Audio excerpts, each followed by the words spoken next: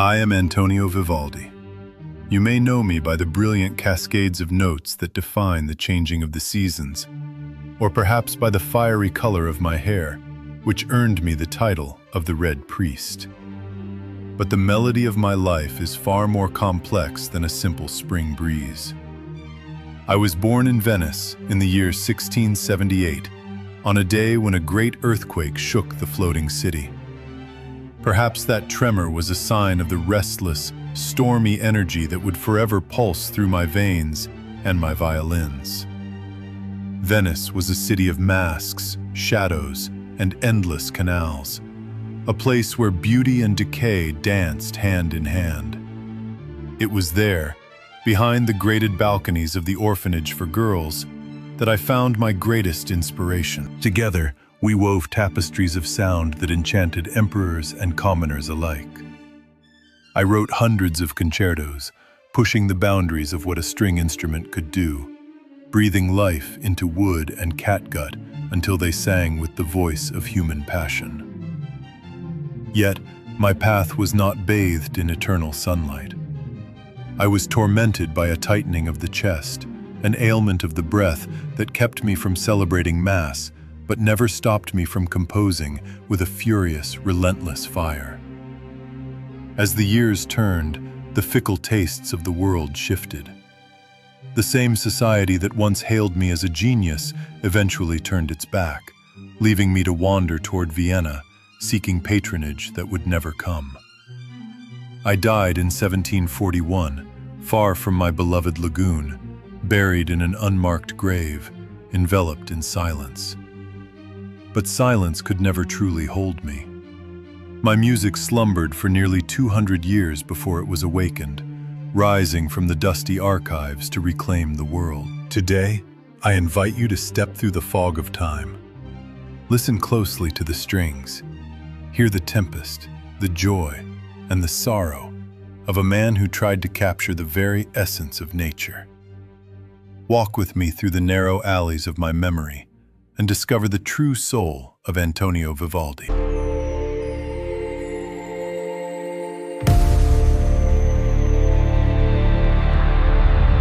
My story begins in the watery labyrinth of Venice. It was the 4th of March, 1678. They tell me the earth shook the very day I was born. A tremor ripped through the Republic, rattling the ancient foundations of the palazzos and stirring the dark, brackish waters of the lagoon. My mother, Camilla, terrified by the violently swaying crystal chandeliers and the groaning wooden beams of our modest home, prayed fiercely. She promised the heavens that if I survived the catastrophe, I would be given to the church. I was baptized immediately, a frail infant struggling for my very first breath. That struggle, that agonizing tightening of the chest, which the physicians called a stricture of the chest, would become my constant, unwelcome companion. It stole my breath, but strangely, it gave me the world of sound. Confined to my small room, unable to run along the damp, mossy stone bridges like the other neighborhood children, I learned to listen. I listened to the rhythmic splashing of the gondolier's long wooden oars, the distant, mournful cries of the white seagulls sweeping over the Adriatic, and the booming chimes of St. Mark's Campanile echoing through the thick morning mist. The air in our cramped home always smelled of boiled cabbage, damp wool hanging by the fire, and the sharp, piney scent of crushed rosin. My father, Giovanni Battista, was a barber by trade, snipping hair and shaving beards, but his true soul belonged to the violin. I remember the roughness of his calloused fingers as he first placed a small, polished wooden instrument under my chin. He would kneel beside me on the hard wooden floor, his breath smelling faintly of stale red wine and roasted garlic, and gently guide my tiny hands. "Press harder, Antonio," he would whisper, his voice a low, encouraging rumble. "Make the wood sing. Do not just scrape the gut strings. Let the melody flow like the high tide in the Grand Canal." I absorbed his lessons hungrily, drinking in the music like a starving man. The violin became my true voice. When my severe asthma rendered me completely speechless, leaving me gasping for air upon my feather bed, my feverish mind played furious concertos. The sharp pain in my lungs translated into frantic, rapid bow strokes in my imagination. As I grew older, my mother's solemn vow remained an iron chain wrapped tightly around my destiny. In the year 1703, at the age of 25, I was officially ordained as a priest. I clearly remember the heavy, suffocating scent of burning frankincense that filled the grand, echoing cathedral. The freezing cold marble pressed hard against my bare knees as I knelt to take my eternal vows. They dressed me in the heavy, dark black robes of the clergy, but they could never tame the wild, fiery red hair that sprouted from my head, a distinct trait I inherited directly from my father. Soon, everyone walking the narrow streets of Venice knew me simply as the Red Priest. Yet, my priesthood was a deeply tormented affair. The thick, sweet clouds of church incense, the damp chill emanating from the ancient stone walls, and the sheer physical exertion of reciting the long Latin Mass would invariably trigger my asthma. I vividly recall standing at the high altar, the heavy golden chalice trembling slightly in my sweating hands, looking out at the silent congregation. Suddenly, my chest would tighten like a metal vise. The air would simply vanish from the room. I would gasp, producing a harsh whistling sound that echoed terribly in the holy silence. The faces of the faithful parishioners would blur into a chaotic swirl of colors. I had to step down, abandoning the Holy Sacrament halfway through, retreating quickly to the safety of the sacristy to fight for my very life. The older, more conservative priests would whisper viciously behind my back. They accused me of madness, of sinful laziness, of being possessed by demons. They spread vicious rumors, saying I left the altar not because of severe illness, but to rush into the back room to furiously scribble down a new melody that had suddenly struck my mind. Perhaps they were partially right. The music was always there, a ceaseless, roaring river in my mind, far more holy to me than the Latin words my failing lungs could not manage to speak. Eventually, after much humiliating debate, I was officially granted a permanent dispensation from celebrating Mass. I remained a priest in name and in dress, but my true altar was the carved wooden music stand, and my most sacred sacrament was the concerto. Later that same momentous year, 1703, I walked through the heavy, iron-studded wooden doors of the Ospedale della Pietà. It was a massive institution, functioning as an orphanage, a strict convent, and a renowned music conservatory for the abandoned girls of the city.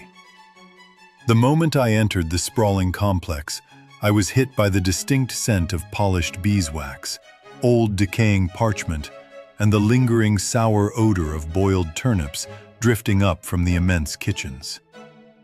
The long hallways were dimly lit, thousands of tiny dust motes dancing in the narrow shafts of afternoon sunlight that pierced the gloom. Behind heavy iron grills, hidden entirely from the prying eyes of the outside public, lived hundreds of young girls. They were the unwanted, discarded daughters of Venice, the illegitimate offspring of wealthy nobles and impoverished courtesans, left silently in the dead of night at the orphanage steps. But in this dreary place of sorrow and abandonment, I found my greatest, most magnificent instrument. I was hired as the master of violin. I remember the very first time I stood before my new, terrified students. They sat in perfect rows on hard wooden benches, dressed uniformly in simple white linen dresses, their eyes lowered in absolute deference. I picked up my violin, raised my bow, and played a single, piercing, sustained note that seemed to hang in the air forever. The room fell into absolute, breathless silence. I looked at their pale faces and told them, "Music is not merely black dots written on a page, my dear children. It is the warm blood flowing in your veins, the bitter tears you shed in the dark of night, the bright joy of the morning sun hitting the water. Play your deep sorrow, play your cruel abandonment, and turn it all into a blazing divine fire." And they did. Oh, how beautifully they played. I spent decades walking the halls of the Pietà. I wrote literally hundreds of complex concertos specifically for them. I pushed these young women far beyond the limits of what any man thought possible for female musicians. I integrated the deep, resonant pluck of the long theorbo, the bright metallic jangle of the painted harpsichord, the reedy nasal cry of the wooden oboe, and the dark, guttural hum of the heavy bassoon. I wanted the orchestra to breathe as one massive living organism. I remember one brilliant girl named Anna Maria. She was completely blind, her eyes milky and unseeing, but her ears were sharp as an eagle's piercing gaze. I would stand very close to her, smelling the fresh lavender soap she always used, and sing the intricate phrasing directly to her. "Faster, Anna Maria," I would urge, clapping my hands rhythmically to keep the furious tempo. "Let the horsehair bow bite deeply into the gut string. Feel the massive storm gathering on the horizon." When the full orchestra of the Pietà performed on Sundays, the wealthy, perfumed nobles of all Europe would flock to our humble chapel. They were absolutely forbidden to see the girls, who remained completely concealed behind the ornate wrought iron screens located high up in the galleries. The audience could only sit in the pews and hear the angelic, tempestuous sounds pouring down upon them from above. The deep mystery only heightened the immense allure of the performances. We became incredibly famous. For a long, glorious time, the Red Priest and his hidden choir of orphan girls were the absolute, undisputed center of the entire musical universe. But Venice, for all its breathtaking beauty and sparkling canals, was ultimately a gilded cage that restricted my growing ambitions. In the year 1718, I eagerly accepted a prestigious invitation to work at the royal court of Mantua. Leaving the watery, enclosed confines of my birth for the very first time, I found myself surrounded by something I had rarely experienced in its rawest, most untamed form: nature. The sprawling countryside of Lombardy was an absolute revelation to my senses. I would walk alone through the massive, rolling green fields, wrapped tightly in a heavy velvet cloak against the biting morning chill, and simply stop to listen. The fresh country air smelled richly of damp, dark earth, crushed sweetgrass, and brightly blooming wildflowers.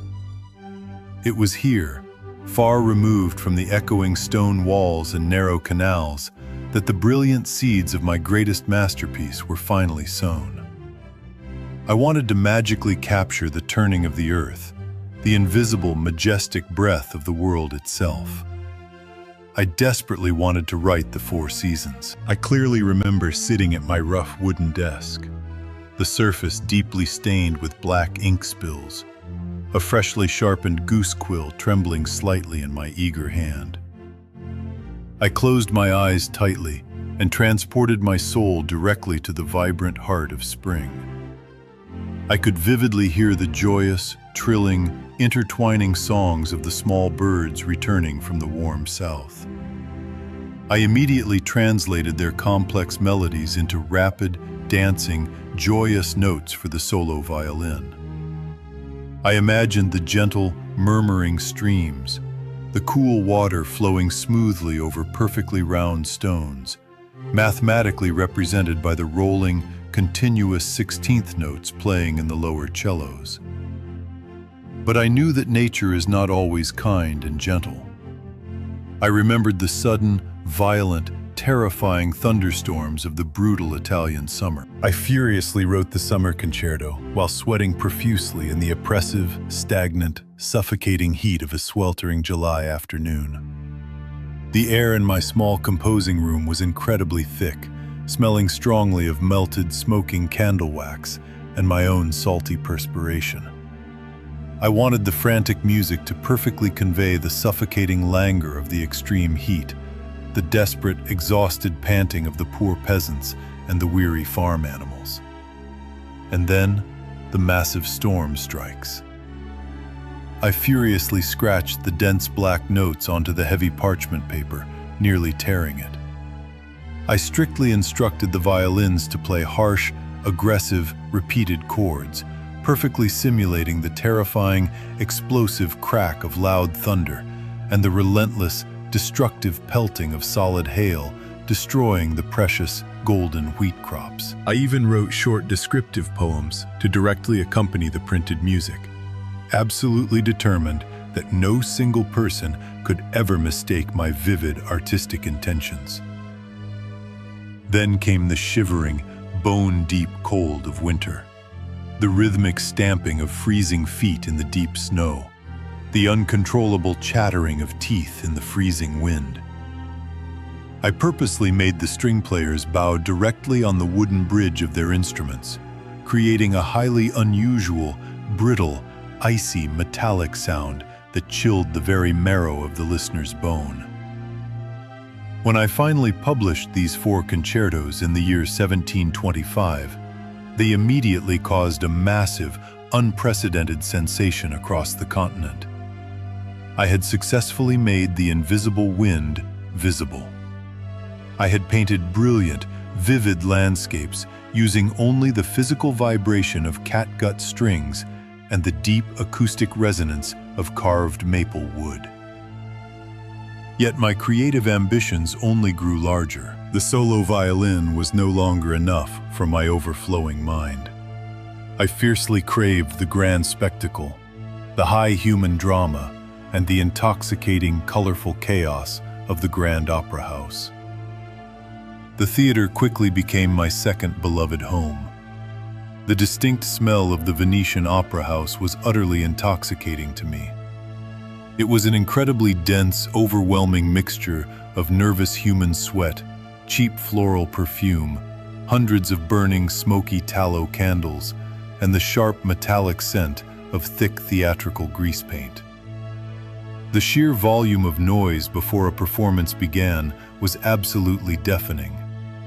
The wealthy, arrogant patrons sitting in the expensive velvet boxes would shout loudly to one another across the hall, casually eating hot roasted chestnuts and drinking sweet imported wine, paying absolutely no attention to the humble musicians tuning their instruments down in the dark orchestra pit. It was my supreme job, my glorious battle, to completely command their wavering attention, to violently force them into stunned silence with the sheer, undeniable power of my soaring melodies. I remember directing my singers, dressed in impossibly heavy, jewel-encrusted velvet costumes that weighed them down, standing before massive painted canvas backdrops depicting ancient mythical battles. The heat from the footlights, hundreds of thick tallow candles burning in a row, was absolutely blinding and intensely suffocating. Yet, when the soprano hit the highest, most impossible note, the entire hall would erupt in a deafening frenzy of cheers and applause, stomping their polished leather boots against the wooden floorboards until the entire grand theater shook violently. It was exactly during these frantic years of theatrical madness, around the year 1725, that I first met Anna Giraud. She was a very young, highly ambitious singer, a dramatic contralto. Her voice was honestly not the most technically perfect instrument in all of Italy. The harsh critics, those miserable, talentless men who could not write a simple melody to save their own pathetic lives, constantly claimed her vocal range was severely limited. But they were completely blind and deaf to her true, undeniable power. Anna possessed an expressive emotional depth, a raw, dramatic intensity that could instantly shatter a grown man's heart from 50 paces away. When she stood on the stage and sang my tragic arias, her dark, flashing eyes filled with genuine, unfeigned emotion, the entire noisy theater stood absolutely spellbound. I proudly took her under my protective wing. She quickly became my prima donna, my greatest muse, and my closest, most trusted companion. Her older sister, Paulina, traveled everywhere with us, acting selflessly as my personal nurse, for my chronic chest ailments were growing significantly worse with advancing age. Naturally, the vicious, idle gossips of Venice immediately began to weave their poisonous, destructive webs of lies. They whispered loudly in the cafes that the supposedly pious red priest had broken his sacred vows, that the young, beautiful singer was secretly his illicit mistress. The ugly rumors stung me bitterly. I was an ordained Catholic priest, and despite my many human flaws, I genuinely feared God. I defended our pure relationship vehemently to anyone who would listen. I wrote passionate letters to my superiors, swearing upon the Holy Cross that our deep bond was purely artistic and rooted in an incredibly deep, respectful friendship. I desperately needed Anna to bring my complex theatrical characters to vibrant life, and I desperately needed Paulina to carefully tend to me when I lay gasping desperately for air in strange, freezing inns across Europe. Without their constant care, my long, arduous journeys would have been physically impossible. But the cruel whispers never completely died down. They constantly trailed behind me like a foul, lingering stench, a constant, depressing reminder of the petty, envious, destructive nature of ordinary men. Fame, however, is the most fickle and treacherous of mistresses. As the long years rolled on, the musical tastes of the wealthy Venetian public began to shift rapidly. The vibrant, driving, rhythmic pulse of my concertos, once universally hailed as brilliantly revolutionary, were suddenly and cruelly dismissed as horribly old-fashioned. The Fickle theaters now demanded the lighter, much more frivolous, simple Neapolitan vocal style. I suddenly found myself increasingly marginalized and ignored in the very same city I had personally elevated to total musical supremacy. The powerful nobles who once clamored eagerly for my attention and my music now coldly turned their backs when I walked past them in the grand piazza. My personal debts began to mount terrifyingly fast. The heavy, suffocating scent of pure anxiety totally replaced the sweet, intoxicating smell of my past success. My beloved Venice, with its beautiful, damp, crumbling palaces, slowly began to feel much more like a watery tomb than a welcoming home. Desperate for a new beginning, I looked far to the north. The powerful Holy Roman Emperor Charles VI had always been a genuinely great admirer of my extensive work. Years earlier, we had met in person, and he had spoken to me for many hours about the intricacies of music, treating me with the profound reverence usually reserved only for visiting kings. He had generously invited me to come to his court in Vienna. It was a monumental, terrifying risk, but I had absolutely no other choice left. In the year 1740, at the advanced, fragile age of 62, I sadly packed my few remaining earthly possessions into a wooden trunk. The long journey north was pure, unadulterated agony. The rented wooden carriage rattled violently over deep, frozen, icy ruts in the terrible roads, mercilessly shaking my frail, diseased, aging bones. The bitter cold winter wind pierced right through the thin cracks in the wooden carriage doors, slipping easily past my thick wool coat and settling permanently deep into my already severely diseased lungs. I coughed violently and continuously. often bringing up terrifying dark spots of blood onto my white linen handkerchiefs. I could literally smell the sharp, rusty, metallic tang of my own rapid physical decline. I sadly left behind the familiar salty air of the Venetian lagoon for the bitter, biting, unforgiving frost of the towering Alps. I naively dreamed of a grand, triumphant return to ultimate glory in the wealthy imperial court. I happily imagined conducting my newest, grandest operas in massive, gilded stone halls, totally surrounded by highly appreciative, cheering, aristocratic audiences. But cruel fate, it seems, had intentionally composed a vastly different, deeply tragic ending for my life story. I finally arrived in Vienna in the late summer of 1740. The imperial city was truly magnificent, a sprawling, intimidating metropolis of wide cobblestone boulevards and imposing, monumental stone buildings. But terrible disaster struck almost immediately upon my arrival. In October of that very same year, my wealthy patron, Emperor Charles VI, died suddenly and unexpectedly after accidentally eating highly poisonous mushrooms. The entire massive empire was instantly plunged into deep, extended mourning, and all public theaters were abruptly and permanently closed by royal decree. The new ruler, Empress Maria Theresa, was immediately embroiled in a massive, costly war for her royal succession. There was absolutely no time, no imperial money, and totally no interest whatsoever in an aging, sick, impoverished Italian composer. I was completely stranded in a foreign land. My meager funds dwindled terrifyingly rapidly. I was ultimately forced to tragically sell my precious, handwritten original musical manuscripts, the very physical manifestations of my immortal soul, for mere pathetic pennies to greedy local pawnbrokers. I clearly remember the humiliating, fiery burn of profound shame as I stood trembling in the dusty, poorly lit, foul-smelling pawn shops, desperately bartering my entire life's work for just enough stale bread and chopped firewood to somehow survive the brutal, freezing Austrian winter.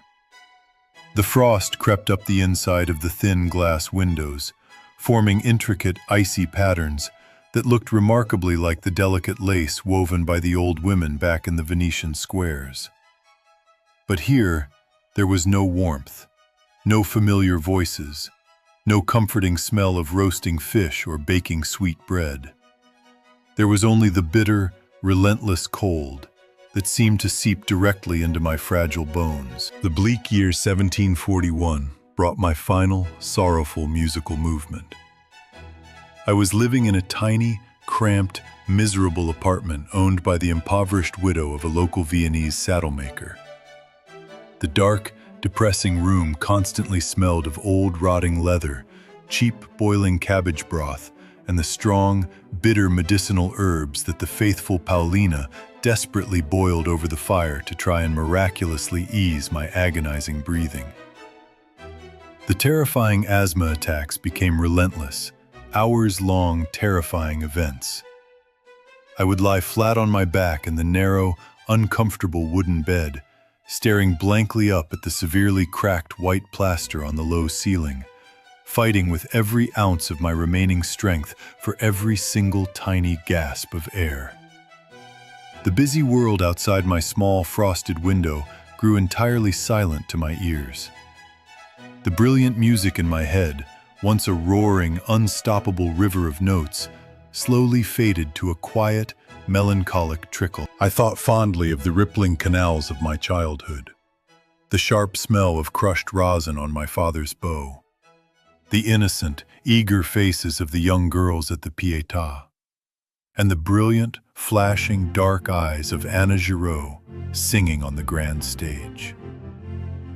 I finally realized, with a heavy, crushing despair, that I was actively dying, entirely and completely forgotten by by the very world I had so lavishly and generously enriched with my melodies. There were no adoring crowds outside my door, no wealthy patrons offering gold, no thunderous applause echoing in my ears. Only the cold, gray, unforgiving light of a bleak July morning filtering slowly through a dirty, unwashed window pane. On the 28th of July, 1741, the massive internal creative fire that had driven me forward for decades, the relentless emotional tempest that had miraculously produced well over 500 complex concertos and 50 grand operas, finally burned completely out. My aching chest simply stopped its frantic, desperate heaving.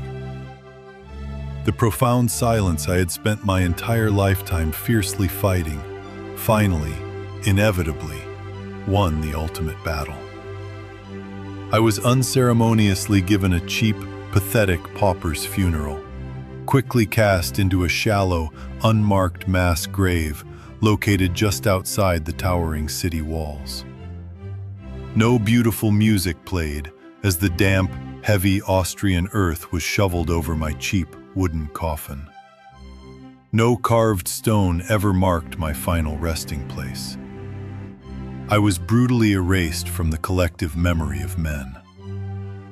Yet, as I proudly told you, mere silence could never, ever truly hold me captive. They buried the frail, broken man, but they could absolutely never bury the immortal music. It slept patiently under the accumulating dust of centuries, just waiting for the exact right moment to spark back to glorious, roaring life. And now, today, you finally hear me again. You clearly feel the rapid changing of the musical seasons. You feel the deep, crushing sorrow of my exile. You feel the blazing, divine fire of my soul.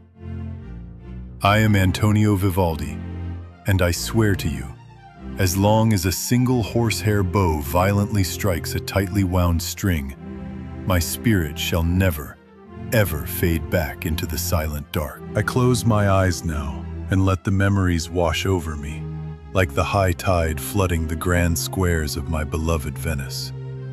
It is a strange and deeply humbling thing to think upon my own end, an end so entirely devoid of the magnificent, soaring crescendos I spent my entire life composing. After bathing the grandest courts of Europe in my golden melodies, after teaching the sweet, abandoned orphans of the Pietà how to make the heavens themselves weep with the sheer beauty of their violins, I found myself totally adrift. I traveled to Vienna in the year 1740, desperately chasing the royal promises and the grand patronage of Emperor Charles VI. I believed that there, in that imperial city, I would stage my greatest triumph. But fate, as she so often does to ambitious men, violently changed her tune. The emperor died shortly after my arrival, plunging the empire into mourning and leaving me utterly stranded. I became a forgotten relic, an aging composer trapped in a cold, unforgiving city, so terribly far away from the shimmering, sunlit canals of my youth. My final days were not accompanied by soaring choral harmonies or the thunderous applause of an adoring, velvet-clad public. Instead, my life faded out slowly to the dismal, lonely rhythm of an empty purse and a rapidly failing heart. In the sultry, oppressive month of July, in the year 1741, the blazing flame of the Red Priest was quietly, unceremoniously snuffed out. There was no grand funeral procession for me. No nobleman wept at my passing. I was given a cheap pauper burial, laid to rest in a simple hospital cemetery beside the grand church of St. Charles. The cold earth swallowed my weary bones, and soon after, the fickle world decided to swallow my memory entirely. For over 150 years, my name was practically erased from the great concert halls of the world, my vast oceans of concertos, my sweeping operas, my deeply passionate sacred hymns. All of them were locked away in dark monastery libraries and dusty, forgotten noble archives. It was a silence so profound, so incredibly heavy and suffocating, that I truly believed my voice had been permanently extinguished from the realm of the living. I was reduced to a mere historical footnote, a lingering phantom wandering the darkest, most neglected alleyways of musical history. But truth, my dear friends, is very much like the piercing, defiant cry of a lone violin soaring high above a raging tempest. It absolutely cannot be silenced forever. In the first half of the 20th century, specifically around the 1920s, brilliant and curious scholars finally began to unearth my hidden, crumbling manuscripts. They gently blew the heavy dust off the aged parchment, and there, waiting patiently in the dark across the centuries, were my notes, like tiny, resilient seeds lying entirely dormant beneath the bitter winter snow. They were just waiting for the right moment, waiting for the warm, nurturing light of the sun. And oh, how gloriously, how fiercely they bloomed once more. Today, my music echoes vibrantly across every conceivable corner of this earth. The Four Seasons play in majestic, grand concert halls, in small, quiet village squares, and in places I could never have imagined in my wildest Venetian dreams. My legacy is no longer confined to a forgotten, unmarked grave in Vienna. My legacy is the very pulse of human joy, the furious, rolling storm, the gentle, weeping autumn breeze, and the biting, relentless winter frost that you feel deep within your chest whenever you close your eyes and truly listen. I am Antonio Vivaldi. I was broken.